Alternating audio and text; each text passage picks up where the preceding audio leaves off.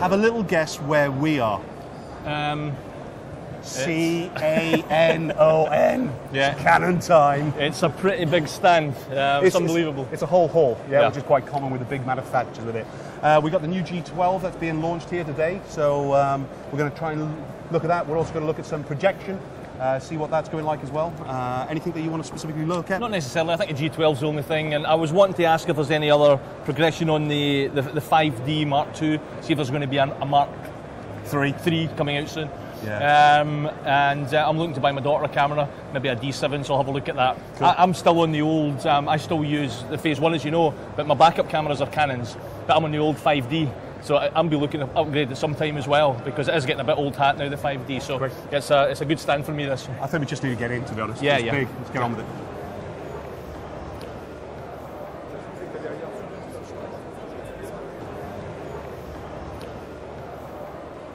One of the great things about Photokina is all these fantastic demonstrations going on. Some of the top photographers in the world showing their skills actually there on the stage, and you can see how busy this place is. It's absolutely rocking. So we're having a great time at the show. We're going to get away and get to show you some more stuff now. Wow, Cal, what do you think of that? That's amazing. Wow.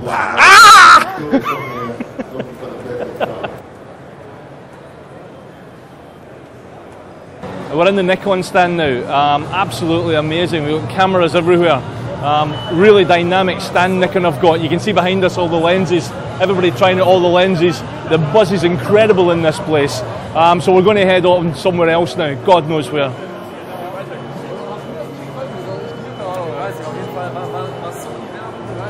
We're here at the Nikon stand, and pretty much they're dominating the Photokina whole thing, isn't it, with this I Am promotion. And we had a basic chat about it, kind of thing. We could go out tomorrow and run a promotion using the I Am kind of scenario. We saw it with Stu Williamson, didn't we? Yeah, Dubai photographer, and he was using of his staff. I Am Stu Williamson. He got on that kind of thing. So whether he got that from the Nikon idea, what's your thoughts? What can we do here? Let's just say a promotion tomorrow. Well, the whole thing is, it's like, I am me, I am my life, these kind of words, emotive words that you can actually put in it. But most of all, I am today, because tomorrow I'm nothing. I'm a memory. Yeah, something like that, just to try, so you can work on these words, build up a really strong promotion. I think it's brilliant. This is quite a nice thing to do for your town. You could almost stand in the middle of a city and photograph everybody who wants to in this kind of I Am promotion. I Am Cardiff. I Am Peebles. Couldn't you? It would be There's a book and everything, exhibition, Absolutely. everything like that. It's brilliant. Anyway, it really is super. Very powerful, and it just goes to prove, okay, they've spent probably millions and millions and millions coming up with a campaign for Nikon, and we'll steal it. We'll just go away and actually do our own little thing and wrap it all around and go to the next level. Very good. Okay. So, well done, Nikon. Yeah. You seen my sunglasses? I've never seen them, Mark. Where did you put them? Oh. I need a bigger head.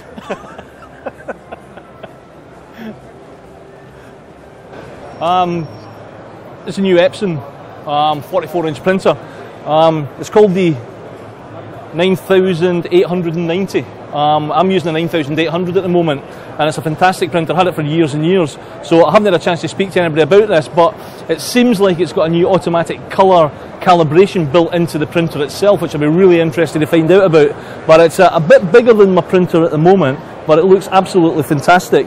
And I see there's an X-Rite colour proofer on the bottom here, so I'm going to ask somebody just to get a bit more information about this, but this looks quite an exciting piece of kit, as I say, because I print in-house myself, so beautiful, that's beautiful.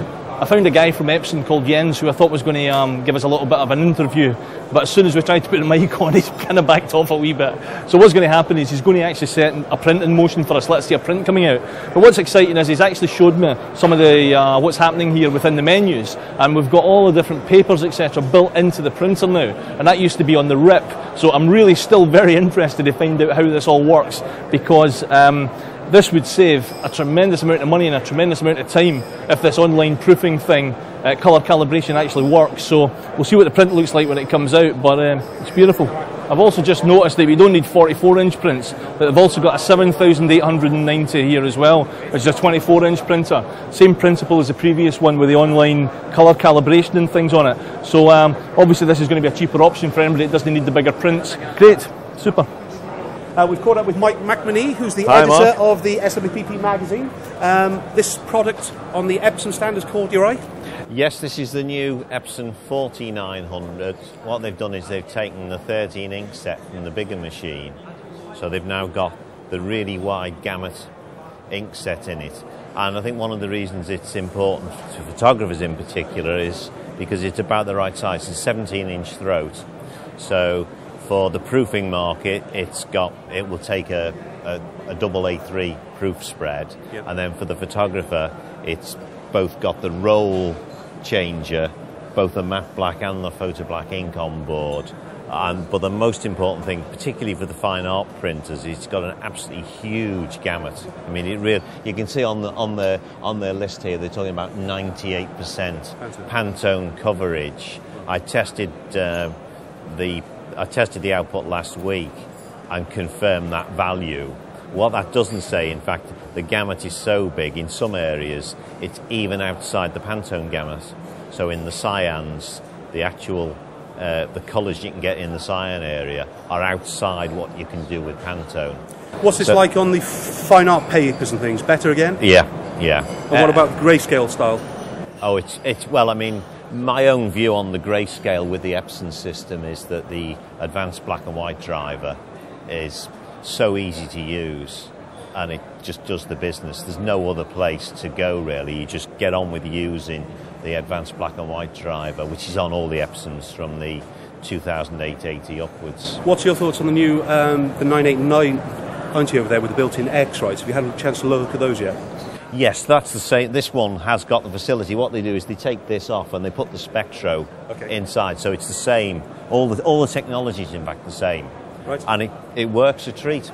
The other thing which I've noticed here is that there's two things which caught my eye really on all the stands. The fine art printing is one of the big things. 3D is the other one. Yeah. But fine art printing is being majored in a number of different areas. And the other thing which I've also seen is that the whole notion of validation of prints, so that the photographer can be absolutely certain that he's got calibrated, certified quality, is built into the loop now, particularly when they've got Spectros on board. They can go around the loop and produce the calibration certification as well. They've pretty much relied on you to either be running your own calibration, obviously, but also running some kind of decent rip, haven't they? Yeah, you generally... Well, interestingly, on the rips traditionally... all the pioneering work on the rips has been done in the CMYK gamut, but in fact with the latest systems they're also using RGB workflows, and the difference for that is that because the gamut of CMYK is quite small compared to the gamut of the printer, so for the fine art printer there are certain fine art pigments which are way outside the CMYK gamut. But the fine art printer is interested in using them, and therefore the ability to both test and validate against the bigger gamut is going to be quite important, really. And it does appear to be. I mean, the DigiGraphy system's been launched a while, but it's starting to be more spoken about in the fine art community.